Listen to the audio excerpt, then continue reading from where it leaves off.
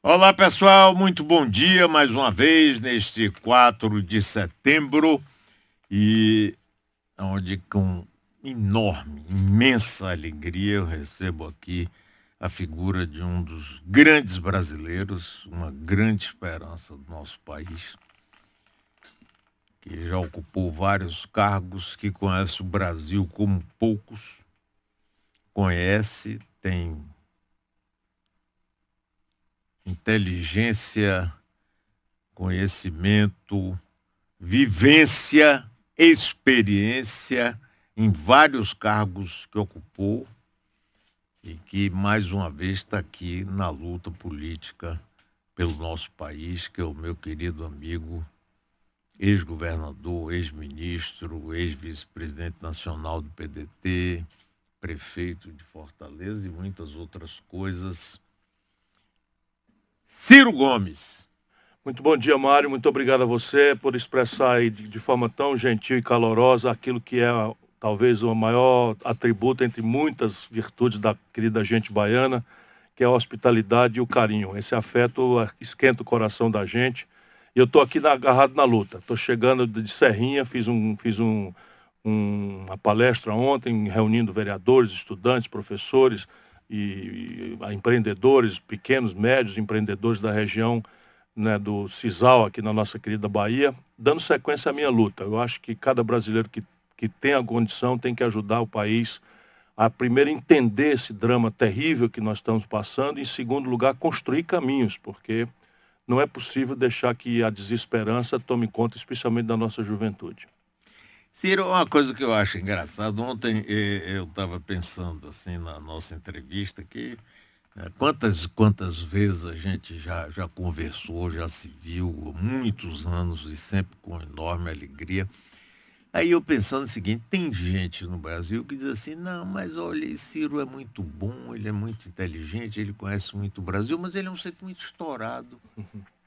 Eu digo, então o governo que está aí é o quê?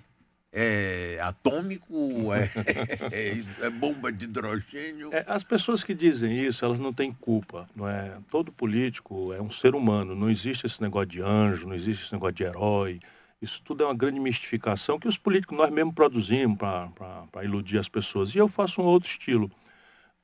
Assim, lá na minha terrinha, eu não me arrependi jamais. É claro que no Brasil eu tenho aprendido todo dia, porque o Brasil são muitos Brasis. Então, lá em São Paulo ou em Minas Gerais, esse estilo de falar o que pensa, de ser direto, de ser claro, que é muito da característica nossa do Nordeste, parece estouvamento, parece, né, que o camarada não tem papa na língua, que é temperamental. Ora, eu tenho feito um desafio às pessoas. Primeiro, eu não quero, para ser presidente do Brasil, tirar do meu peito o meu coração e botar no lugar uma pedra. Eu, todo dia de manhã eu acordo e o único sentido de eu ainda estar nesse ramo podre, que é em que se transformou a política brasileira, é minha confiança no povo. E a minha confiança no povo não caiu do céu. Eu venho de uma luta, de uma história de vida em que eu fui o governador mais popular do país, o prefeito de capital mais popular do país, eu servi ao país como ministro da Fazenda, e aí é o outro argumento. Que dia que eu ocupando tantas e tantas oportunidades, em que dia eu malversei essa oportunidade? Que dia eu fui atrabiliário?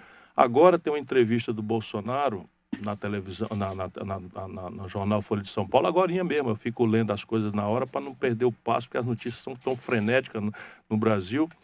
E o Bolsonaro despudoradamente está anunciando que vai apropriar a Polícia Federal, e evidentemente que a razão aí é para proteger o filho, que está enrolado até o gogó com o negócio de desviar dinheiro do gabinete e com as milícias do Rio de Janeiro.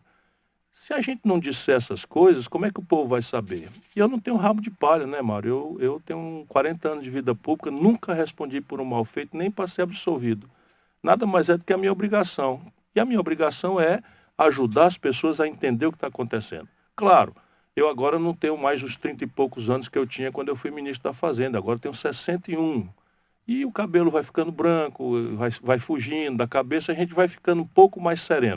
Uma coisa é essa, um pouco mais sereno, a visão mais equilibrada, o aprendizado, né, vai aumentando, mas eu não serei jamais um vegetal para assistir um jovem negro, de jovem mesmo, que estava pegando uma barra de chocolate, roubando uma barra de chocolate, ser amarrado e chicoteado como se nós estivéssemos em pleno século XVII, século XVIII.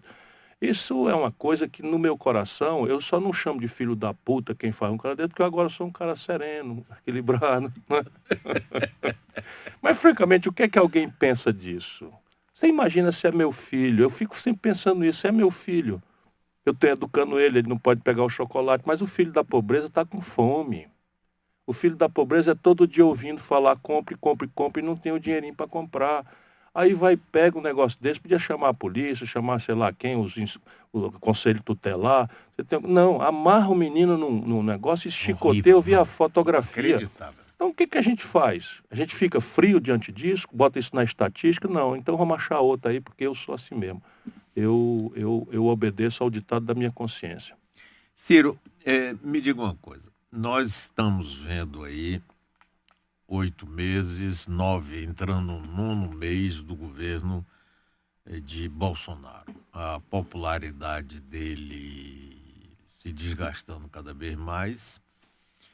E, de outro lado, eu acho que há pouca reação ou pouca saída para uma situação que, vamos supor, que se agrave ainda mais, não é, esse comportamento dele, que a economia não reaja, não é, como é difícil reagir uma economia no meio de tanta turbulência. Sim, e aí, do ponto de vista institucional, o que é que pode acontecer? Hoje nós temos um problema muito grave, que é a desmoralização muito veloz, muito acelerada de um presidente recém-eleito. Porque eu não sou daqueles que quer ver o circo pegar fogo para rir da cara do palhaço, não é? O presidencialismo tem esse defeito grave. Ele não é o parlamentarismo que ontem o primeiro-ministro da Inglaterra perdeu a maioria, das duas uma, ou ele vai ser objeto de uma moção de desconfiança ou vai convocar eleições antecipadas na Inglaterra. Porque o parlamentarismo ele tem esse dispositivo rápido, não é, de chamar o povo para arbitrar as crises. O presidencialismo não, você toma uma decisão que vale por 4 anos. O impeachment não pode ser utilizado como foi, por exemplo, para enfrentar o péssimo governo que a Dilma fazia. Por quê? Porque o impeachment é um remédio muito amargo para punir crime de responsabilidade cometido, vamos dizer, dolosamente, conscientemente. Quando você usa esse expediente para caçar um mandato que foi dado pelo povo, ainda que 70% seja contra o presidente, foi o caso da Dilma, 30% se sentem lesados e passam a não acreditar mais no jogo da democracia. Eu tenho frequentado a discussão aí de um certo bastidor, que nós estamos muito preocupados no Brasil, com as pessoas que têm responsabilidade com o país, e há um certo consenso de que não é o impedimento do Bolsonaro a melhor solução para o grave problema. Entretanto, todo mundo está percebendo que um presidente, ao 8º mês, já está com a erosão da popularidade, a condição de confiança popular, nos limites que nunca vimos na história do Brasil. Então, como é que nós vamos sair disso? Nesse momento, a decisão é de duas naturezas. Aquilo que eu possa influir e participar.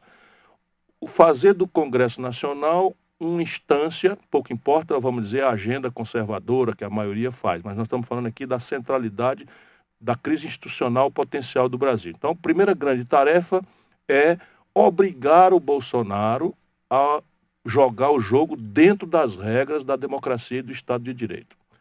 Então, isso tem coisas, por exemplo, que o grande público não sabe, mas o Bolsonaro apalavrou com o Trump, envolveu o Brasil, ali no 2º mês de governo, envolveu o Brasil numa escaramuça, numa guerra com a Venezuela. E houve um grande movimento de bastidor, os militares participaram, e o Rodrigo Maia deu uma declaração, lembrando, o Rodrigo Maia é o presidente da Câmara, todo mundo sabe, lembrando que quem declara guerra a um país externo é o Congresso Nacional e não o presidente da República. Isso aí obrigou o Bolsonaro a recuar desse desatino. Então é um exemplo prático. O outro exemplo não é consenso, mas parte importante de nós, vamos trabalhar para conter danos, para atenuar os danos. Então, por exemplo, hoje nós temos 80 mil bolsistas do CNPq, do Sistema de Pesquisas do Brasil, que vão ficar sem pagamento da bolsa. Isso custa 300 milhões de reais. Evidentemente que 300 milhões de reais para um país como o Brasil o brasileiro que está nos ouvindo aqui na sua emissora, saber que isso é um centavo para um país como o nosso. Só para você ter ideia, o Brasil tem hoje quase R$ 1 trilhão no caixa do Tesouro Nacional e não está podendo aplicar esses recursos por causa da estupidez que foi a tal emenda 95 feita lá no Michel Do Temer governo Temer. e que nós vamos ter que revogar, adaptá-la, sei lá o quê, enfim. Mas, nesse momento, a contenção de danos faz com que a gente foque nisso. Tem que pagar a bolsa dos pesquisadores, senão você vai deixar 80 mil cientistas brasileiros sem poder pagar comida, e muitos deles estão no estrangeiro.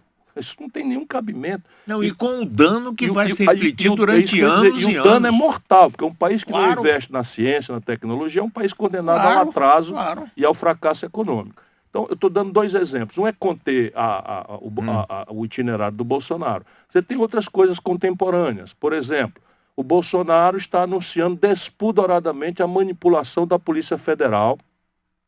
E aqui a gente tem que ter clareza. Quem chefia a Polícia Federal é o presidente da República. Não tem nenhuma dúvida disso. Ele foi eleito, ele tem autoridade para chefiar. Mas trocar o superintendente da Polícia Federal porque estava investigando o envolvimento do filho dele com corrupção e com as milícias do Rio de Janeiro, isto já é obstrução da justiça, já é crime. Portanto, a gente precisa atuar, e são as 2 agendas das manchetes de hoje. E esse é o nosso dia a dia, todo dia, e não falta um problema. Estamos criando fóruns, né? Ainda agora em São Paulo, anteontem, criamos um frentão aí com 16 partidos, esquecendo esquerda, direita, desde que tenham esse compromisso, né? de obrigar o jogo a ficar dentro da regra da democracia, enquanto nós defendemos uma mudança de política econômica, que é o mais grave no país. Agora, esse movimento teria como base de sustentação o Congresso Nacional. Nós precisamos entender que o jogo institucional joga-se ali. Mas se nós entendermos que a luta dentro do Congresso Nacional é nosso único campo de batalha, como se Bahia e Vitória fossem se enfrentar todo dia na Fonte Nova, não é? Nós vamos perder. Porque o jogo ali é quase sempre 4-1. Quase sempre 4-1 quando se trata do interesse popular. Por exemplo, nós perdemos a reforma da Previdência por 4-1. Aberrações, não é que não precisa de uma reforma da Previdência, mas esta que empurraram cobrou 83 de cada R$ 100 do povo mais pobre, deixando os de cima até com privilégios aumentados, como aconteceu com o aumento dos militares. Portanto, a gente precisa criar outros campos de luta. E isso pede o povo na rua. Isso também já provou. Então, a crise do desfinanciamento da educação, a crise da irresponsabilidade no manejo da questão da Amazônia, tudo isso pede, recomenda, suplica, e eu imploro, né, que o povo aceite as nossas convocações dos sindicatos, dos grêmios estudantis, para a gente incrementar o protesto na rua, porque isto tem revelado força e o Bolsonaro recuou em algumas questões quando ele viu que as ruas se expressaram de forma mais eloquente. A respeito da Polícia Federal, eu vejo aqui a manchete da Folha de São Paulo de hoje. Bolsonaro vê babaquice da Polícia Federal e defende arejada no comando. É isso. Então, repare, para que todo mundo entenda o que está acontecendo, a Polícia Federal não é encarregada ainda de investigar o filho dele. Então, o filho dele estava sendo investigado pelo Ministério Público do Estado do Rio de Janeiro. E a investigação é, como a gente dizia antigamente, de forma muito vulgar, é uma coisa, enfim, que não dá para esconder. É muito claro, tá, entendeu? Hoje, o camarada que é acusado de matar a Marielle, aquela vereadora negra do Rio de Janeiro, está foragido, e a mãe e o irmão trabalhavam no gabinete do Flávio Bolsonaro na Assembleia. Esse Queiroz, que a revista Veja achou, esse Queiroz é aposentado, tem 10 mortes nas costas, aposentado da Polícia do Rio de Janeiro, trabalhava no gabinete dele e movimentou mais de 20 milhões de reais, junto com o Flávio Bolsonaro, entre imóveis e transações de não sei de que e tal. E o Ministério Público do Rio de Janeiro começou a investigar com base em flagrantes vistos pelo COAF. O que é que faz o Bolsonaro? Extingue o COAF, leva o COAF para outra instituição, que é o Banco Central, praticamente entregando as galinhas para a raposa tomar conta, e já acabou esse primeiro caminho. Consegue inacreditavelmente, com todo respeito, data máxima vênia, o que nós estamos falando do judiciário na sua mais alta expressão, que o ministro Toffoli inacreditavelmente deu uma liminar proibindo que as investigações prosperem se tiverem por base a informação desse órgão de controle financeiro que descobriu o desvio monstruoso de dinheiro. Então tem uma liminar congelando o Ministério Público. A partir das outras questões, a Polícia Federal foi chamada para investigar a investigação do Rio. Porque sabe como é o Rio? É todo mundo preso. O presidente da Assembleia, o governador, o ex-governador, o outro ex-governador, outra ex-governadora, Tribunal de Contas, todo mundo preso. Então a Polícia Federal foi chamada para investigar a investigação. Quando começou a investigação, a Polícia Federal deu de novo no filho do Bolsonaro, esse Flávio. Resultado, o Bolsonaro resolveu afastar o superintendente da Polícia Federal. As associações de delegados, etc., reclamaram. Isso é que ele está chamando de babaquice. E está trocando mesmo. E agora, veja bem, o que ele diz, que vai trocar a direção nacional da Polícia Federal e não troca. Veja o ouvinte que está nos ouvindo. O chefe da Polícia Federal, agora com a corda já no pescoço, sabendo que vai ser enforcado, fica pendurado na brocha. Eu não sei como é que essa gente não tem a dignidade de se demitir. Sabe? Porque é um agente de muita seriedade. A Polícia Federal é um órgão que outrora foi muito acreditado no Brasil. E eles são acreditados porque são profissionais de alto gabarito, são concursados, não devem pagar a político nenhum, e se organizam em base de mérito. Pois bem, o Bolsonaro anuncia num jornal que está autorizada a troca, e o cara fica aí. Você imagina que autoridade tem o chefe da polícia cuja demissão está anunciada e não foi praticada. É o fundo do poço. E para quê? Para proteger a corrupção e o envolvimento com o crime da família dele. Quer dizer, a Polícia Federal deveria ser a polícia de Estado e não de um governo. Tem que ser uma instituição de Estado. Evidentemente, o chefe do Estado é o chefe do governo, que é o presidente da República, que tem autoridade na hierarquia, na disciplina. Sim. Ele é o comandante em chefe. Mas na função de polícia judiciária, ela tem um exercício vinculado à lei. Inclusive por quê? Porque é ela quem cabe investigar ministro e presidente, sob supervisão e autoridade do judiciário. E nós estamos vendo essa barafunda. O Bolsonaro acha que, para além de ter sido eleito presidente, ele herdou uma fazenda onde ele manda e desmanda. Isso não vai dar certo. Isso não vai dar certo por quê? Porque eu conheço a Polícia Federal de longa data. Eles são absolutamente severos. E se eles não conseguirem funcionar por dentro das regras, você vai começar a ver vazamento. Por exemplo, já se sabe que o Queiroz passou um cheque para a conta da primeira-dama. Sim, claro. Já se sabe. Isso aí já foi a turma técnica já vazando para mostrar que não vão aceitar esse tipo de aberração. Agora, eu estou conversando com Ciro Gomes. Ciro, e Sérgio Moro nessa história que chegou lá como grande figura? Ele sempre foi, né? Quando a gente vê... O Brasil é um país, vamos primeiro reconhecer o justo sentimento de aplauso que ele angariou no nosso povo. Porque o nosso povo está muito machucado de ver a corrupção ser premiada com a impunidade. E cadeia no Brasil é só para ladrão de galinha. De repente aparece um jovem juiz, né, que bota os poderosos na cadeia, que faz e acontece, e vive de gravatinha borboleta circulando nos grandes meios, e todo dia está na televisão, etc., com aquele jeitão. Parecia que nós tínhamos achado um juiz severo. Eu, que sou já vivido, macaco velho, sei o que é aquilo. Desde sempre. Quando você vê um juiz saindo dos autos e começando a se exibir, circular nos salões, ele deixou de ser juiz, é um político. É um político atrás de poder, atrás de holofote para entrar na política. Isso, toda a vida foi assim, isso não tem o menor, toda a vida. E não é que eu seja profeta, é porque eu já vi um velho filme, não é?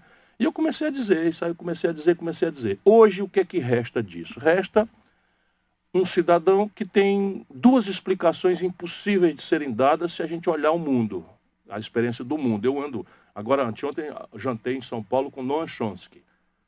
É meu privilégio, eu sou uma pessoa respeitada no Brasil, circulo no meio acadêmico internacional, estive em Harvard, etc. E ninguém compreende isso, aí seria inexplicável. Um juiz condena um cidadão, não vou nem discutir se é inocente ou não, condena um cidadão, tira ele da eleição. E no dia seguinte aceita ser ministro do outro cidadão que ganhou a eleição porque aquele outro não participou da eleição. Isso não existe em nenhum lugar do mundo. Um juiz condenar um político e depois ser ministro do político que ganhou a eleição porque aquele outro que ele condenou não participou da eleição. Volto a dizer, não estou falando se é justo ou não é justo. E depois você tem outra coisa que é escrita, Mário. O Brasil meio que está chocado, sofrido e vulnerável a essas coisas. É escrito no Código Penal.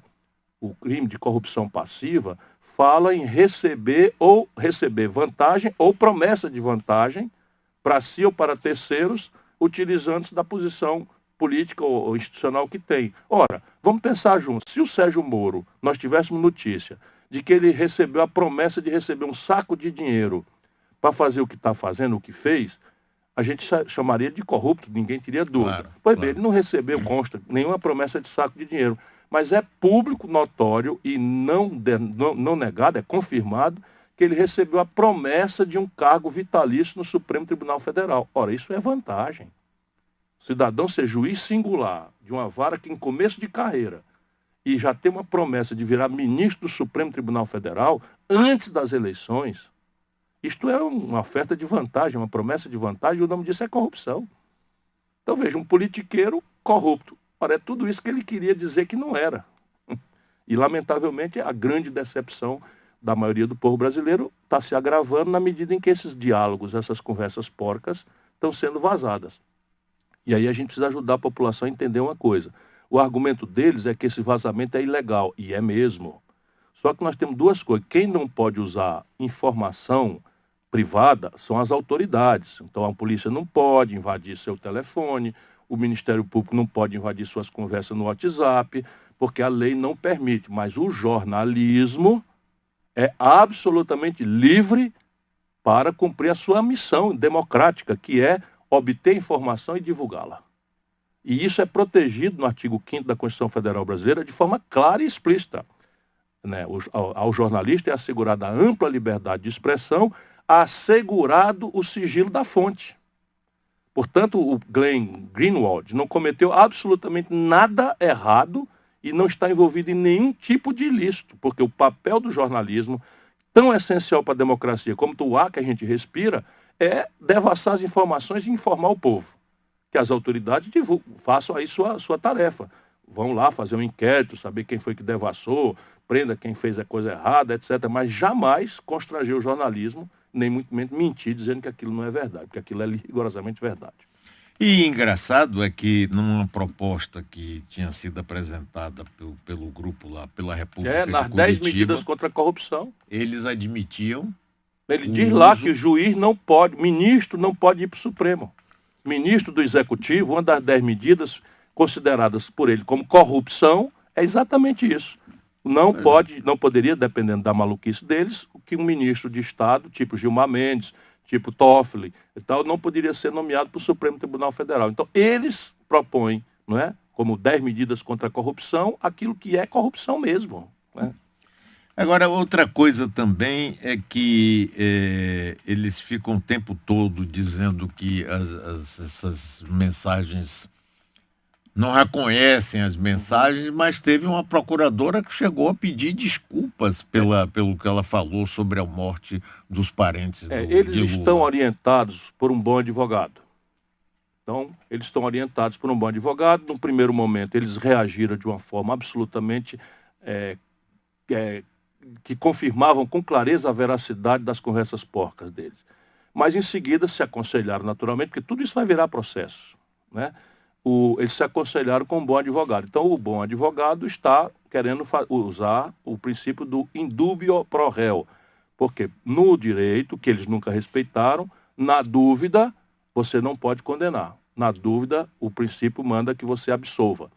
Por exemplo, os advogados do Lula, né, se tivessem usado o princípio na dúvida para o réu, eles não teriam podido condenar, porque ali tem muitos indícios, mas não tem a prova na tal condenação do Lula hoje. O que não quer dizer que o Lula é inocente. Estou falando aqui como professor claro. de direito, porque a gente precisa fazer as coisas sérias. Não interessa se é nosso adversário, ou nosso amigo, nosso querido ou nosso odiado. Não, o direito deve valer para todo mundo. Pois bem, eles, né, depois de orientados, estão explorando a ideia de botar dúvida na veracidade, e isso tudo vai para processo. O que é que vai acontecer? Na hora que o advogado do Lula requerer anulação do processo, que eu já anunciei lá atrás que tudo que ele estava fazendo ia causar nulidade, o tribunal vai abrir a parte, no caso o Ministério Público, e o Ministério Público vai colocar então a dúvida. E aí vem perícia, né? E você tem condição de esclarecer. E vai ficar muito claro que aquilo não foram esses bobocas de Araraquara. Aquilo, um serviço deste fôlego. Eu conversei com o pessoal do Intercept. Eles têm 2.000 áudios. Eles têm 60 mil páginas de conversa porca. 60 mil páginas de conversa porca. Eles são decentes e éticos, eles não estão mencionando e não mencionarão conversa porca, porca mesmo. Conversa de mulher, conversa de trairagem, de chifre, essas coisas, eles não vão falar, tá certo? E eles sabem que tudo isso é verdade. Isso é serviço de inteligência de alguma potência estrangeira. Porque esse é o velho jogo, na medida em que o Bolsonaro está se alinhando e alinhando o Brasil à política unilateral dos americanos, ele botou o Brasil no jogo dos antagonismos americanos. E eles estão aqui afofando, não tem conversa. Um serviço dessa projeção, desse fôlego, não por acaso, o Telegram é um WhatsApp dos russos, sendo que não é dos russos, porque o cara é tão rico que os russos começaram a querer quebrar e o cara fugiu, hospedou em Dubai, nos Emirados Árabes, a base de dados dele, e mora nos Estados Unidos para se proteger com os americanos, para não acontecer o que aconteceu com o Snowden e com aquele cara da Wikileaks que foi preso, o Assange. Né? Então é um jogo de gente grande. E esses são um bando de garoto boboca, no limite desse grande jogo. Hoje, aliás, nas conversas doidas do Bolsonaro, ele está dizendo aí que o Guedes era como é que era? Chucro, e que o Moro era um ingênuo. Isso é a opinião do Bolsonaro sobre os dois principais ministros dele. Sim. Ele foi eleito também no desespero da Sem população, dúvida. que estava assustada com a violência, Isso. com a corrupção. Isso. E com a economia no chão. Isso. E o desemprego. Isso. Então veja, a hierarquia, você com a sua sensibilidade e inteligência privilegiadas, apontou claramente. Ele se elegeu com base em 3 arquétipos. Não é? O primeiro, só vou refrasear pela ordem de intensidade. O primeiro é a economia. Porque não foi o Bolsonaro que produziu essa crise extrema que está aí. Não Vamos foi, ter clareza. Claro. Hoje, por exemplo, tem o dado da decadência da indústria brasileira. Nós fechamos 13 mil indústrias nos últimos 3 anos. Então, todos os indicadores mostram a debacle da economia brasileira ali por 2009, 2010 e o fundo do poço com o desgoverno da Dilma. Sim, sim. E o PT quer esconder isso da percepção popular, mas o nosso povo sabe a hora que passou de 4% para 14% de desemprego. O nosso povo sabe que quando é que a tragédia começou e se sentiu enganado. É o mesmo filme, Mário, que desmoralizou o PSDB. O Fernando Henrique conseguiu a reeleição em 98, quando foi em 99 desvalorizou o real, empobreceu a sociedade brasileira e o povo se sentiu enganado, porque votou muito generosamente em favor da reeleição, por causa do real, não sei o que e tal, e o real era a paridade com o dólar. E de repente, puf, cai todo mundo, empobrece. Segura na brocha que eu vou tirar a escada. Nunca mais o PSDB ganhou a eleição nacional. A imprensa do Sul, Sudeste, todo tempo faz uma tentativa de reanimar o cadáver e tal, mas morreu. E morreu porque mentiu grosseiramente. E o que aconteceu com a Dilma? A mesma coisa. Quando o Lula governa, o Lula, porque manipulou a taxa de câmbio e porque fez uma política importante de crédito, fez uma política importante de aumentar o salário mínimo, o Lula trouxe 40 milhões de brasileiros da miséria, da chamada classe E, para a classe C. Isso significou concretamente, Mário, milhares, milhões de micronegócios informais, alguns a maior parte informal, que é a casinha de açaí, a oficininha de consertar celular, massagista, cabeleireiro, nas periferias do Brasil, porque apareceu uma nova classe de consumidores, não é? Que foi baseada em expansão do consumo. Mas a produção brasileira não foi cuidada. Então ela definhou. Resultado, já no governo Lula, a explosão do consumo significou uma explosão de trazer coisa do estrangeiro, paga com dólar. Por que nós não quebramos e deu para o Lula passar 8 anos? Porque a China estava bombando e os produtos tradicionais brasileiros explodiram de preço. Então, só para vocês terem uma ideia, vocês estão nos ouvindo aí. Quando o Lula entregou o governo para Dilma, nós estávamos vendendo uma tonelada de minério de ferro, que é basicamente uma raspa de terra do chão. Onde tem minério de ferro, praticamente você raspa o chão, bota aquela terra, que é basicamente minério de ferro, num trem, mete num navio, atravessa o oceano, vende para a China. Nós estávamos vendendo uma tonelada de minério de ferro por $190. Quando a Dilma foi derrubada, a mesma tonelada estava sendo vendida por 38. A gente estava vendendo um barril de petróleo, para não incompridar a conversa, quando o Lula era presidente, por $110 a barril. O mesmo barril, quando a Dilma foi derrubada, estava sendo vendido a 30. Então, o que acontece? Com o Lula, o consumo explode e a conta externa é paga, da importação, é paga pelos produtos tradicionais brasileiros. Como não tiveram nenhuma preocupação com o desenvolvimento do país, mas só com essa coisa de expandir o consumo, que é o mesmo fenômeno lá atrás do Fernando Henrique, a Dilma, coitada, não tinha experiência, nunca tinha disputado a eleição, se cerca de uma equipe de 8ª categoria e traz, depois da reeleição, traz o inimigo para dentro de casa. Vamos lembrar, ela botou o Levi, né, ministro da Fazenda, né, entregou o Banco Central para o Itaú, enfim, essas coisas todas que... Tudo bem que o povo não lembra disso, mas o povo lembra que no dia seguinte da posse dela, o real que estava a 1,75 passou para 4, para o dólar. E aí fala em dólar, ninguém compra dólar. Tá bom, a gente não compra dólar, mas a gente come pão. E pão é trigo. E trigo e é importado. Trigo é importado. Sim, e no governo Lula, como você disse aí, quer dizer, houve essa expansão toda, mas a produção nacional... Foi caindo, despencando, porque nunca tiveram um projeto de desenvolvimento. Nunca tiveram um projeto. Não quer dizer que é mal, não. Estou só dizendo que falta ao Brasil um projeto. E o problema não é Lula, Dilma, é um projeto. Se você tirar um pouquinho o foco das paixões e dos ódios, que hoje ainda estão dominando o debate brasileiro, isso é um fenômeno que está atrapalhando o Brasil desde o ano 80. Do ano 80 para cá, a gente cresce 2% ao ano e a população cresce quase a mesma coisa. Portanto, o Brasil está enxugando gelo em matéria de produção. Nós estamos empobrecendo porque no Brasil, desse período, a concentração de renda passou de qualquer limite. Hoje, Mário, 5 brasileiros, 1, 2, 3, 4, 5 brasileiros têm fortuna igual às posses de 100 milhões de brasileiros mais pobres. Nós não mudamos uma linha no sistema de cobrança de imposto, que é o sistema mais injusto. Nós só cobramos imposto de classe média e pobre. O 1% ou os 8% mais ricos do Brasil não pagam nada de imposto. Só o Brasil e a Estônia não pagam imposto sobre os grandes lucros e dividendos distribuídos, né, das grandes corporações. O imposto sobre a herança dos ricos nos Estados Unidos é 40%, aqui é 4%. Que loucura. Percebe? E a dita esquerda ficou no poder 14 anos e não mudou uma linha disso. E o povo sentiu-se o quê? De novo enganado. Então, aqueles 40 milhões que subiram e passaram a poder consumir, primeiro atribuíram a sua capacidade pessoal, porque a política deles é o São Lula. Não tem uma coisa de conscientizar o povo, de organizar o povo ao redor de um projeto. Então, a gente precisa depender de um homem só. E se esse homem estiver preso, nós agora estamos toda a nação de 210 milhões de habitantes refém dessa situação, porque o nosso povo é gente boa, é grato, viu que melhorou de vida, e fica os politiqueiros manipulando esse sentimento generoso. Inventaram que o Lula era candidato. Inventaram, porque todo mundo sabia que o Lula não podia ser candidato por causa de uma lei que o Lula fez, que é a tal lei da ficha limpa. Pois bem, e deu-se do que deu no Brasil. Produzimos essa aberração, que é o Bolsonaro, porque no fim havia, especialmente daqui da Bahia para baixo, né? Espírito Santo, Minas Gerais, não sei o que e tal.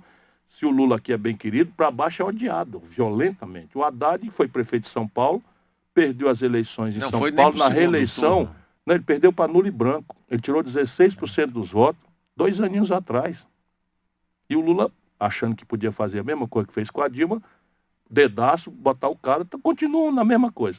Então a economia foi um fator. Esse foi o fator mais grave. Aí a violência. A dita esquerda também não entendeu nada do que está acontecendo com esse Brasil urbano e em que o consumismo impactou a cabeça do jovem e ele não tem renda para isso. Então, o primeiro escape disso é a pirataria, é o ambulante, é o comércio informal, enfim, porque o menininho quer consumir, está a televisão dizendo compre, compre, compre, a internet dizendo compre, compre, compre, a menininha só acha bonito o garoto que tem a camiseta igual não sei das quantas, o tênis não sei de quê. Isso não é o celular hoje é um elemento essencial para a vida, e o tablet não sei o quê, papapá, ele não tem dinheiro para isso. Aí começa a pirataria, toda esquina aí tem alguém vendendo uma bugiganga chinesa, não sei o que e tal, e depois a violência.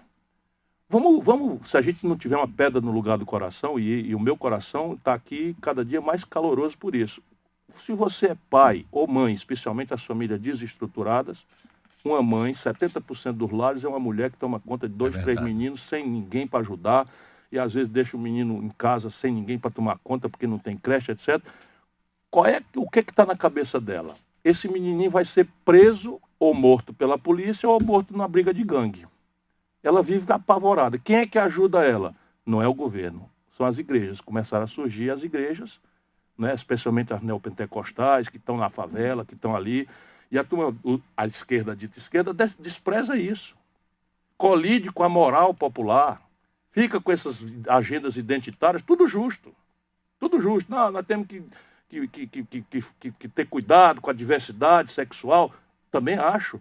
Mas aí o que faz a direita? Diz assim, ó, eles estão querendo ensinar teu menino a ser precocemente sensualizado e tal. Inventam. O kit gay, mamadeira de piroca. O Bolsonaro foi na bancada do Jornal Nacional, entregou para o Bonner. E a Globo fez de conta que aquilo não era uma grande mentira. E o nosso povo fica com medo. Então, medo justo. O que a esquerda fez ao longo desse tempo? Uma política de encarceramento. Quando o Lula tomou posse, nós tínhamos algo ao redor de 260 mil pessoas presas. No fim do governo Lula, nós estávamos com 760 mil pessoas presas. Essa explosão foi o quê? Foi os bandidos colarinho branco, os corruptos e tal? Não, não foi não. Tudo jovem, pobre, negro das periferias que foram presos traficando minúsculas quantidades de droga, como aviãozinho do tráfico, porque o narcotraficante não mora na favela. Ele mora como é que chama? Na Vieira Soto. Na Vieira Soto, do Rio de Janeiro, em Copacabana. Agora, 2 do PCC, 2 graduados, foram mortos lá em Fortaleza, moravam no Alphaville, condomínio mais rico da cidade de Fortaleza. Saiu e entrava de helicóptero. E enquanto isso, a meninada sendo feita bucha de canhão, botada na cadeia ou assassinada. No dia seguinte que essa meninada entra no presídio, não tendo cometido nenhuma violência, apenas essa pseudo-luta contra o tráfico perdida, eles são obrigados a um creu morre. Filia aqui no Comando Vermelho, claro, filia aqui no PCC, soldado, então está morto. É isso E mesmo. vai ser estuprado à noite. E o que a esquerda fez em relação a isso durante esses anos todos? Nada. Então vem a direita e diz, bandido bom é bandido morto. Ó, fácil, simples, né? E o povo com medo, vítima e tal, cai nessa, mal sabendo que estão matando agora inocentes no Rio de Janeiro, esse canalha que governa o Rio de Janeiro, que é a mesma raça. Mas né? é incrível. Desce numa ponte para comemorar a morte de um menino assim, que é débil mental. Parece um macacão disléxico, né? Um macaco terrível, disléxico terrível e tal. Por quê? Porque ele sabe que atrás da televisão, assistindo aquele espetáculo, há um povo cansado de ficar alisando bandido, de não sei o que, de não ter uma política eficaz. E, por fim, né, a questão, você falou, a economia, a violência e, por fim, o escândalo da corrupção novelizado. Né? Então, repare, o pecado do pecador é da nossa cultura cristã perdoar. Né? A gente faz o pecado mais terrível que tem, vai lá no padre, eu pequei. Aí se confessa e tal, o padre manda você deboiar ali uns 4 terços e tal, se ajoelhar nos caroços de milho, pelo menos lá em Sobrado na época e tal. E aí você se sente catarticamente exonerado do pecado, porque é da nossa cultura, da tradição, né? Não incidir no erro, pedir perdão, etc, etc. Mas o pecado do pregador, né? O que era o PT? Vamos fazer 15 anos, 20 anos para trás. O PT era o menino do dedo verde. Para onde ele apontava, só eles eram os anjos, só eles eram os sérios, só eles eram os puros, e todo mundo era picareta. Pouco interessa. Né? Valdir Pires, um homem qualificadíssimo, inatacável moralmente e tal, corruptão e não sei o quê, porque eles eram o PT. Aí vão para o poder, meu irmão, e a gente fica passando pano, como a gente chama lá no Ceará, ou fica alisando, porque existe uma certa memória revolucionária, meio imbecil, que não consulta mais nada da psicologia popular, de que você pode assaltar um banco ou sequestrar um embaixador para financiar a revolução. Então tem muita gente na cabeça, isso é típico do Zé Disseu. O Zé Disseu não é um bandido. O Zé Disseu é um revolucionário anos 60. Então, para quem a moral é uma coisa absolutamente relativa e frouxa, não é? Se você estiver fazendo a podridão, a molecagem, a roubalheira para financiar a causa. Ponha muitas aspas nisso. Mas a maioria não. Eu vi essa conversão. Rapaz, cheguei em Brasília. Mensalão mesmo. Pois é, cheguei em Brasília, eu vi essa meninada, Silvio Pereira, enfim, até não são bobocas, mas esse Silvio Pereira era secretário-geral do partido que tinha ido à presidência da República, encarregado de distribuir os cargos federais, não fazia um, um ó com a bunda e tal, falando em vinho. De repente, ih, rapaz, eu pensei, isso não vai dar certo. Falando em vinho, porque o vinho é madeirado, que é uma conversa mole. Enfim, se deslumbraram e começaram a se lambuzar e aí aparelharam vergonhosamente a ponto do Lula ter imposto o Sérgio Gabrielli, conterrâneo aqui na da Bahia, coordenador da campanha do Haddad. Por quê? Porque não tem nem aí. O Sérgio Gabrielli era o presidente da Petrobras nessa esculhambação toda. Desculpa, Opa. quebrei um copo aqui. Não faz mal. Foi só por O esbarrar. judeu diz saúde, perdões. mais um tomo. Que Isso seja dá, saúde para todos que estão nos ouvindo. Chama Então, pra veja, limpar, claro, e aí pra o todos. Bolsonaro também, que nunca foi sério, fui colega do Bolsonaro, 4 anos na Câmara Federal. Todos nós sabíamos que o Bolsonaro, e não só ele, uns 100, tinha 5, 6, 8 funcionários fantasma que fazia só assinar o recibo e ele botava o dinheiro no bolso. Todos nós sabíamos. Se a imprensa quiser, os nomes estão tudo registrados. Está tudo lá, os recibos, tudo assinado. Se você chamar o cara e dizer assim, por onde é que entra no gabinete do Bolsonaro? Onde era o gabinete? Não sabe porque nunca pisaram lá. E assim, claro que vai dizer, corrupção de bilhões, tá bem, mas a questão não é o cara que não é sério, não é porque roubou bilhão ou milhão. Aí o menininho rouba uma barra de chocolate no coisa, a sociedade elitista, escravocrata, considera razoável que o menininho seja amarrado num torno e chicoteado. E o Bolsonaro, e os filhos do Bolsonaro, tudo metendo a mão com um funcionário fantasma, mexendo com milhões de reais no fim. Aí chegamos aonde chegamos, Ciro. E como a gente tentar mostrar à população brasileira de que existem outras alternativas que não essas? Eu estou dizendo aos meus amigos, especialmente aos jovens, a que eu estou mais fortemente dedicado, porque o que mais me comove é a desesperança entre os jovens. Os suicídios no Brasil cresceram, nós estamos no Setembro Amarelo, que é para lembrar das questões da depressão e do suicídio, virou uma epidemia. O suicídio no Brasil cresceram quase 4% em que estão caindo no mundo, cresceram quase 4% no Brasil.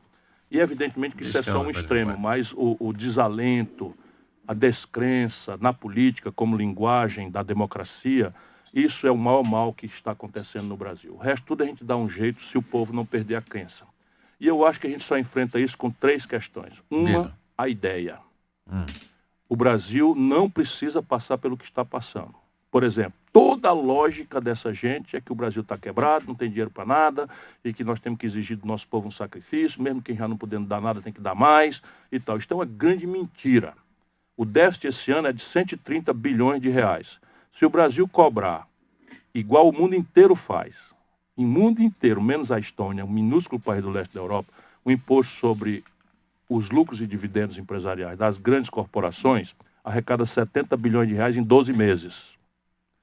Se o Brasil cortar 20% das renúncias fiscais, ou seja, o imposto devido, não estou falando de sonegação, que é outra pancada, mas o imposto devido, que o governo, para fazer favor aqui, fazer favor acolá, recebe um toco, uma corrupção e tal, 386 bilhões de reais. Se a gente tirar 20%, dá mais 80 bi. 8 e 7, 15, já sobrou 20 bi. Já sobrou 20 bilhões do déficit. Se a gente cobrar metade do que se cobra das grandes heranças, esqueça a classe média que não tem mais nada para dar, porque já está pagando, além do que devia pagar, no imposto de renda muito irregular, e não pagar dobrado para viver, porque não recebe nada do governo em troca, porque não acredita na escola pública, paga mensalidade escolar, não acredita na saúde pública, paga plano de saúde cada vez mais abusivos, e crescentemente está onerado em segurança, quem pode estar blindando o carro, quem não, enfim, está pagando condomínio cada vez mais caro por causa de segurança, etc, etc. Então, esqueça a classe média. Só 1% dos ricos no Brasil, a gente arrecada mais 28 bilhões por ano. Então, eu sei onde o dinheiro está. Para resolver em 12 meses. Em 12 meses. Isso o país sem começar a crescer. Se começar a crescer, começa a sobrar dinheiro. Ninguém duvide disso. Portanto, a ideia é o que tem que ser discutida. Segundo, ideia sem exemplo é conversa mole de político. Então, é preciso sair e assim, ter humildade para entender que o povo tem toda a razão de não acreditar mais em P nenhuma. Isso. Agora, se você seguir da ideia ao exemplo, aí você consegue adquirir autoridade moral. Por exemplo, O estado do Ceará é um estado muito mais pobre do que o Rio de Janeiro. É um estado muito mais pobre do que São Paulo. É um estado muito mais pobre do que Rio Grande do Sul. Muito mais pobre do que Minas Gerais. Para bem dizer, é um dos estados mais pobres do Brasil. Faz 30 anos que a gente não fala em atraso de funcionário. 30 anos, não conversamos sobre isso. Não conversamos sobre não reajustar salário, não tem essa conversa. E somos hoje o maior investimento por cabeça do Brasil. Passamos a primeiro lugar do Brasil em investimento por cabeça. Se você esquecer investimento por cabeça e for em termos absolutos, nós somos o segundo lugar do Brasil em investimento. Estamos avançando para metade dos nossos garotos de ensino médio para a escola de tempo integral profissionalizante com estágio pago pelo governo nas empresas. E onde eles ficam empregados porque resolve o problema de não ter experiência e ter primeiro emprego, que é o ovo e a galinha, né? Nessa coisa. Então, a minha animação vem do exemplo, o exemplo moral. Todo mundo, você nunca viu um polícia dizendo, tá certo, eu sou corrupto. Você nunca viu isso. Não. Agora, olha a vida do cara, não é possível que a gente bote agora estagiários sem pesquisar a vida das pessoas. Aí temos que conversar sério com o nosso povo. Você, se tiver um filho doente, um apendicite, você não vai botar um maravilhoso malabarista para fazer a operação. Deixa eu explicar. Você vê um malabarista, às vezes nas esquinas, aí um menininho, pá, com as coisas e tal. Aquilo é uma coisa que eu não sei fazer e não vou aprender nunca. Então eu acho maravilhoso o malabarista. Mas meu filho com apendicite, eu não vou fazer. Meu irmão, você que é um malabarista de primeira, faça aqui uma operação do meu filho. Mal comparando, mais ou menos nós estamos fazendo isso no Brasil. Se você reparar, a presidência da República é um lugar para estagiário. Qual é o país do mundo que pega um camarada que nunca administrou o pé de bodega dos pequenos, uma vendinha minúscula, e entrega como primeira experiência a presidência da República? Aí a Dilma nunca disputou uma eleição na vida. Primeira eleição, presidente da República. O Fernando Henrique nunca administrou uma bodega das miúdas, primeira experiência, presidente da República. O Lula deu certo, né? Num certo momento deu certo, tá? Mas primeira experiência do Lula, vamos lá, trouxe uma experiência, foi prefeito de uma pequena cidade de São Bernardo do Campo, fez uma administração, mexeu com a educação. Não, primeira experiência, estagiário, presidência da República. E olha o que eu vi de doideira. O Lula é porque é gênio, pessoalmente, muito inteligente. É muito inteligente. E se inteligente. cercou de gente muito qualificada. Mas o que eu vi de loucura, eu era ministro. Por exemplo, o Lula criou o Bolsa Família, e a ordem que ele deu para criar o Bolsa Família foi entendida pelo Graziano, que, francamente, é um negócio de doido de pedra. A ordem que ele diz, vamos acabar com a fome no Brasil. Essa é a ordem, eu assisti, estava na reunião. Aí vamos tomar providência, vamos fazer e tal. Ele estava imaginando o Bolsa Família, que tem essa relevância estratégica hoje para tirar pelo menos a fome do lado de muitas famílias brasileiras. Eu estava na reunião que criou. Quando ele deu a ordem para o Graziano saiu com 10 dias, o Graziano anunciou a primeira providência: catar resto de comida dos restaurantes ricos de São Paulo para distribuir no Nordeste. E foi mesmo, eu não me lembrar disso. É só ir para a internet e olhar. Aí ele demitiu o cara, estou só dizendo para ver as loucuras. As loucuras. Aí trouxe o Patrus Ananias, que é um puta de um cara, tinha sido prefeito de Belo Horizonte, tem experiência, tem comprometimento popular verdadeiro, nunca se enrolou com ladroeira de coisa nenhuma. Foi lá o Patrus Ananias, que é anônimo, ninguém se lembra, e o Patrus Ananias transformou a ordem do Lula nessa realidade importante, que é a política social de maior êxito no mundo, não é? De acabar com a fome. Claro que o que emancipa uma sociedade não é uma política social compensatória, é o emprego decentemente remunerado. Isso é tudo que o Brasil não tem, e o Lula também não teve política para fazer, não é? Embora o desemprego tenha caído, porque a economia cresceu puxado pelo consumo insustentável, como eu já falei na pergunta anterior. Então, a gente precisa fazer isso, exemplo. E terceiro, militância. Porque os políticos são preguiçosos, Mário. Os políticos, eles só falam com o povo na véspera da eleição. Acaba a eleição, some tudinho. E falam com o povo pelas televisões. Ora, as televisões são propriedade de 5 famílias e uma igreja. A mídia dita nacional são 5 famílias que jantam em São Paulo ou no Rio de Janeiro e combinam. Então você tem uma mudança profunda no sistema de previdência social que mexe com todo mundo que já está velho e mexe com todo mundo que vai ficar velho, porque isso é uma lei da vida. Pois bem, um assunto que mexe com todo mundo, a Globo só fez debate para um lado. Pode furar meu olho. Quem estiver nos ouvindo, fure meu olho e dizer, não, peraí, não diga isso, porque a oposição participou do debate tal que a Globo fez, na Globo News, ou não sei aonde. Então, estou falando da Globo para dar um exemplo, mas nem quero. As televisões do Silvio Santos, a televisão do Bispo Macedo, a televisão do Saad, a televisão de quem mais? Né? Enfim, a Rede TV e tal. Nenhuma fez um debate todo do mesmo lado, a carga só para um lado. Uhum. E o nosso povo não conhece o outro lado. Então a militância é a única saída. Eu tenho dito isso ao Haddad, não sei o que e tal. Vamos pra rua, porra. Vamos pra rua. Eu tô chegando de Serrinha. Então pensa que eu não gosto de estar na minha casa, coçando a barriga, lendo um bom livro, terminando de escrever meu livro e tal. Adoraria vendo meu filho. Mas, pô, qual é a minha responsabilidade com o país? É dia sim ou tu também é na rua cantando que nem cantiga Mas de você grilo. muito bem. É o único jeito.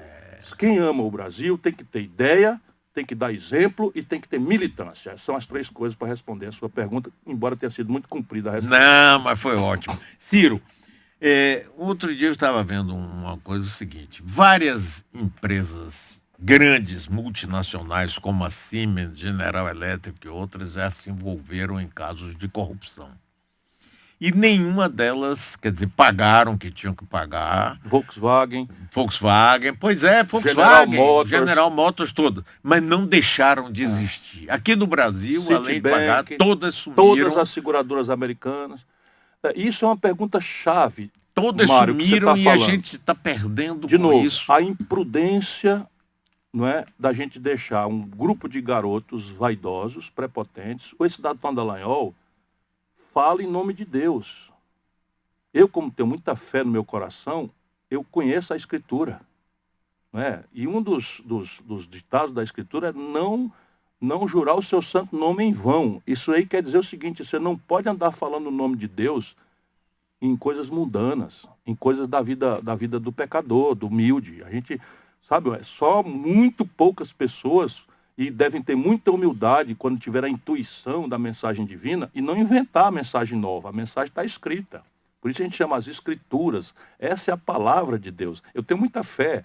Só acho que misturar religião com política é uma tragédia mortal para todas as nações onde isso aconteceu. Nós já tivemos presidente evangélico, o Geisel. Nunca ninguém nem soube. Por quê? Porque era um velho muito sério. Fez o política maçaria aqui. Tudo bem, autoritário, ditador e tal. Mas estou falando... E agora o Bolsonaro anunciando que vai nomear o cara da Ancine, um evangélico. Ancine é a Agência Nacional de Cinema. O que é que tem a ver propriamente uma coisa com a outra? Ou o Supremo tem que ser um terrivelmente evangélico. O que ele está fazendo? Ele está explorando a fé do nosso povo, a adoração que o nosso povo tem a Deus, e tem que ter mesmo, também acho. Nenhuma nação sem intuição divina jamais existiu na humanidade. O que não pode é deixar misturar as coisas junto. Quando mistura, porque a política é eu contra você. Você imagina se eu me apresento eu contra você, dizendo eu falo por Deus e você fala por quem? Acabou essa discussão. Não tem, e é muita falta de humildade alguém sendo humano, sofredor, pecador, frágil, né? Você querer chegar aos pés de Jesus, ou pelo menos ter coragem de falar por Jesus. Eu, por exemplo, acho que é um pecado mortal você ficar mencionando na política o nome de Deus. Está escrito na Escritura. Não mencionarás em vão o nome de Deus. Né? Então, dito isso, o que tem acontecido conosco? O Brasil é o primeiro e único país do mundo que eu conheço que resolveu destruir empresas porque pessoas praticaram corrupção. Então, isso no mundo inteiro é muito claro. E a legislação brasileira também é muito clara. Empresas não cometem corrupção. Empresas não desviam dinheiro. Empresas não subornam. Quem pratica corrupção são pessoas físicas, CPF, não CNPJ. Então, o senhor Moro, mas o senhor Deltan Dallagnol, essa garotada vaidosa, destruíram a construção pesada brasileira. Destruíram. Totalmente. E como é que faz? Garante a impunidade? Não. Nos Estados Unidos, o que eles fizeram? Meteram todos na cadeia, nessa crise de 2008, muita fraude. Meteram todos na cadeia e salvaram as empresas, porque nas empresas está o emprego, nas empresas está o imposto, nas empresas está a expertise tecnológica, está a experiência na produção e tal. O Brasil destruiu devastadoramente a sua produção pesada. E isso hoje é muito claro, foi feito a serviço de potências estrangeiras. Eu não estou inventando nada, não. A nossa grande mídia, como é ligada a essa coisa, não deu grande repercussão. Mas a revista Época, que é das organizações Globo, para a gente fazer justiça, publicou uma entrevista do embaixador dos Estados Unidos no Brasil, em que ele disse claramente que a Lava Jato prestou um serviço à estratégia americana, porque os americanos estavam muito preocupados com a projeção da influência brasileira nos países ditos de esquerda da América Latina e a expansão da influência do Brasil na América Latina, e a estratégia que o PT adotou para fazer essa projeção fazer. Qual era? Pegar o Odebrecht com dinheiro do BNDES e projetar financiamento de metrô em Peru, metrô no Peru, de um porto no Cuba, de não sei o que e tal. E os americanos estavam muito incomodados com isso. Portanto, eles encomendaram, e aí não se sabe se é conscientemente ou inconscientemente, mas eu não acredito em Papai Noel nem em mula sem cabeça, né? Não acredito em nada disso. Aí eles prestaram serviço. Então o Brasil destruiu suas empresas.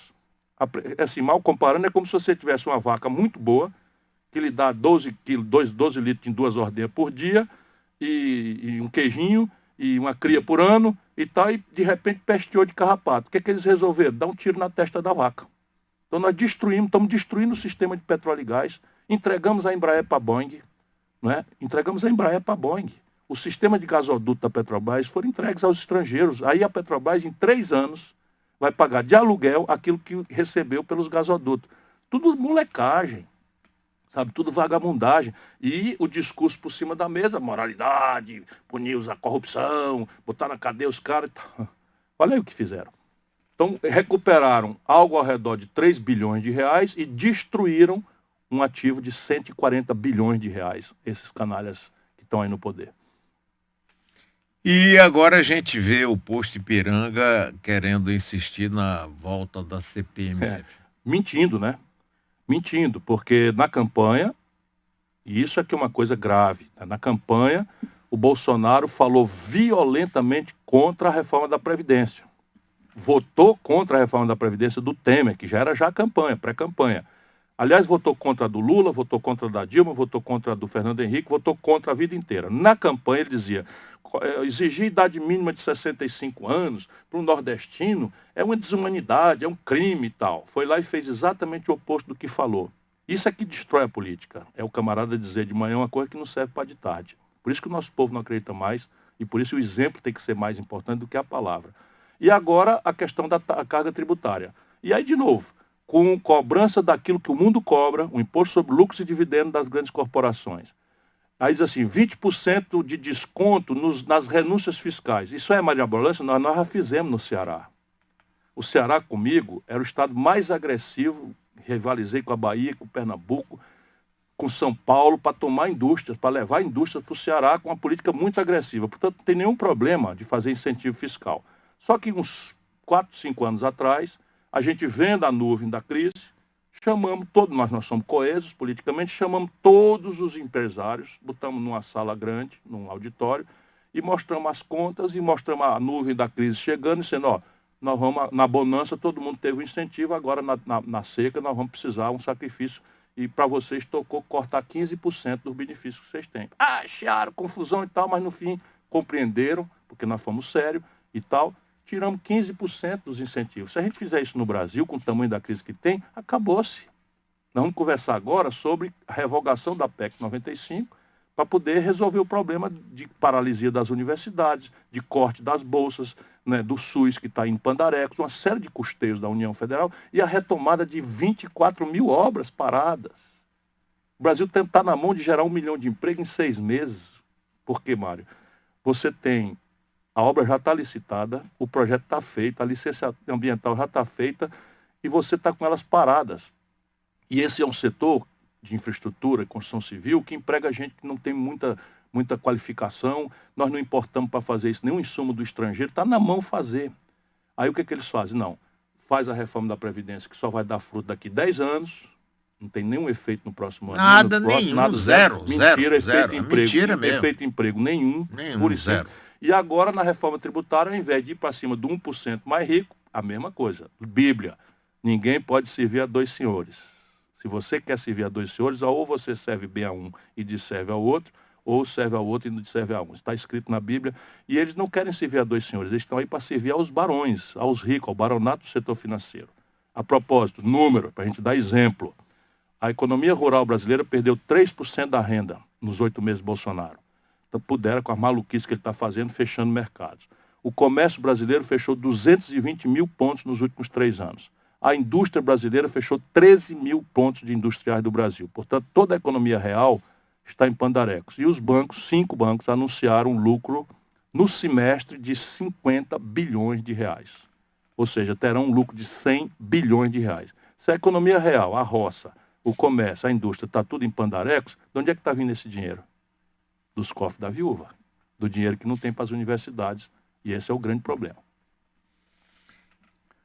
O pior, Ciro, é que a gente não vê saída a curto prazo, mantido o governo do jeito que está aí. O presidencialismo tem todos os defeitos, mas ele tem uma virtude. É que o presidente da República pode mudar de rumo. Ele está indo no rumo norte, ele pode ir para o sul. Nada impede, institucionalmente, porque o mandato é dele por 4 anos, salvo o cometimento de um crime de responsabilidade doloso, né? Que é um trauma muito grande que a gente não deve estar repetindo toda hora. 3 presidentes já foram impedidos, né? Não é possível em 20 anos no Brasil. Então, o que eu estou querendo dizer? Pressionar o Bolsonaro é a única chance que nós temos para o curto prazo.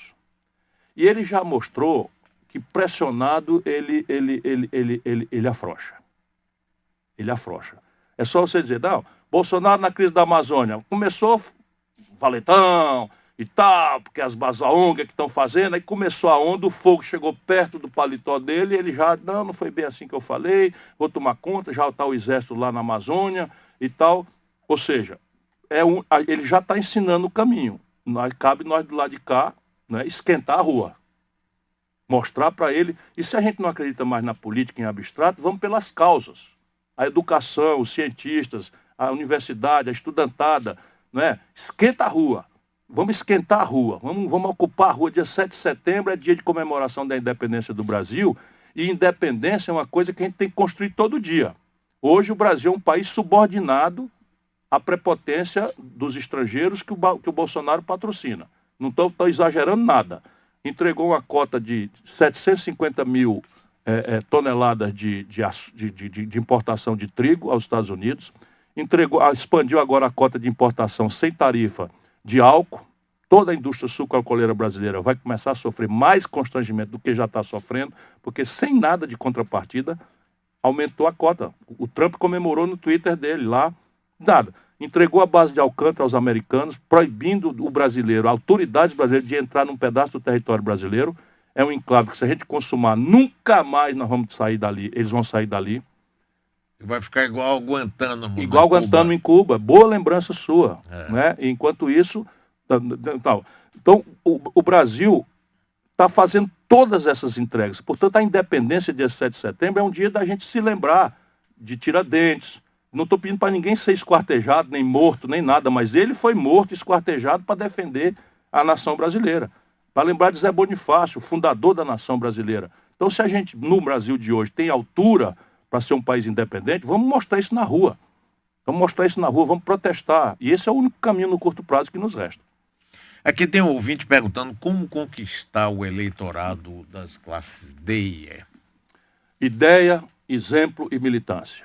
Nós precisamos traduzir para o nosso povo, compreender com humildade as razões do nosso povo, né? Concordar com a moral do nosso povo, ainda que a gente possa fraternalmente, paternalmente, respeitosamente discutir esta moral em relação à questão da tolerância, do respeito à diferença, mas não querer invadir, impor nossos valores identitários a um povo que está muito machucado e com uma agenda muito cruel. Muitos brasileiros que estão nos ouvindo hoje, no ônibus aí e tal, não sabem de onde vai vir o dinheiro para comer hoje mesmo. Não tem exagero não, o Brasil está hoje com 14 milhões de desempregados. 42 milhões em números redondos de brasileiros estão empurrados para o biscate, que a gente chama no Ceará, o bico, a atividade informal, né? Porque em alguns lugares eu me diverti que biscate é prostituição.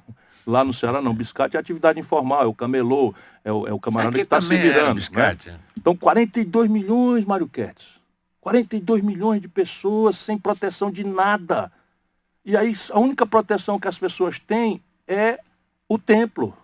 Seja para adorar a Deus e pedir por um tempo diferente, agradecer o bocadinho que tem para comer, seja para o pastor ajudar a pagar a conta do traficante, senão o filho vai ser assassinado. Isso a velha esquerda brasileira não tem mais a menor noção. Amou os salões, aderiu à mordomia, à picaretagem, de alto coturno e tal. Então, a ideia, o Brasil pode ser diferente. O exemplo, passa o pente fino. Todos os políticos agora, o povo tem que passar um pente fino. Sabe quando tem lêndia na cabeça dos menininhos, da gente, não passa o pente fino para tirar lêndia e tal. Hoje tem até esses remédios que não tem mais o pente fino e tal, mas vamos fazer, tem que passar o pente fino, não pode botar estagiário para governar as coisas.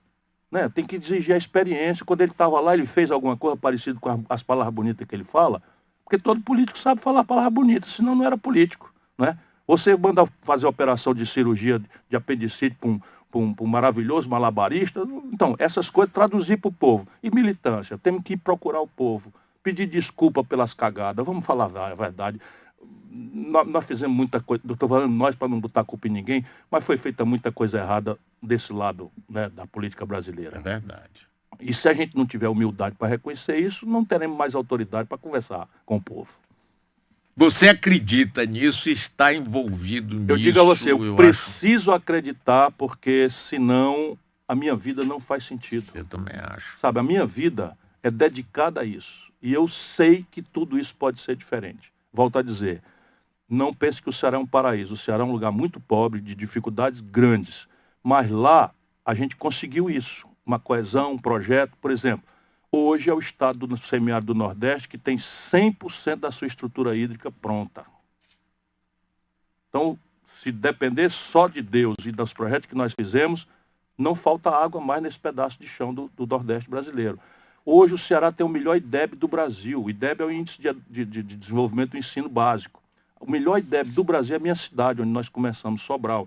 Eu estou dando aqui exemplo, não é para me pabular, nem para me gabar, porque isso não faz sentido nenhum. Cada dia que passa eu fico mais humilde diante do tamanho do desafio que está por aí e da gravíssima responsabilidade que eu sei que está crescendo nos meus ombros. Eu estou dando só um lugar onde as pessoas podem voltar a acreditar.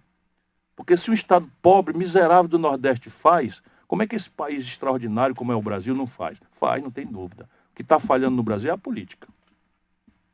Muito bem, Ciro Gomes. Que prazer enorme. Prazer grande, meu irmão. Obrigado. Você sempre me emociona.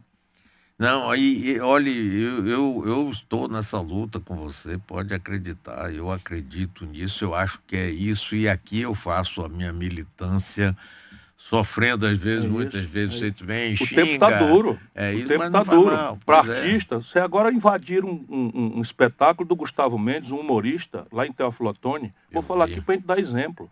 Você, jornalistas que criticam, cumprindo seu dever, né, são demitidos. E não são demitidos pelo governo, não, são demitidos pelos empresários de comunicação. Portanto, é um momento muito estranho o que o Brasil está vivendo, mas essa estranheza não deve nos abater, deve transformar nosso desânimo em revolta, em militância.